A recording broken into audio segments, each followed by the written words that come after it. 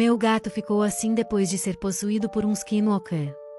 Reparem em suas patas, estão aumentando de tamanho, achamos que não poderia piorar, até ver ele se transformando na nossa frente. Chegamos na casa, era madrugada. Eu tinha deixado ele preso em um dos quartos, mas quando chegamos, ele não estava mais lá. Um de nossos amigos disse que viu ele. Ele estava na mata, andando igual uma pessoa. Eu achei que ele estava brincando até ver com meus próprios olhos e gravar. Estava muito escuro, a casa estava sem energia, estávamos entrando em desespero. Eu nunca imaginei gravar algo assim na minha frente. A primeira aparição de Skinwalker real gravada por câmeras. Meu amigo gritou e quando virei a câmera não acreditei no que vi e gravei.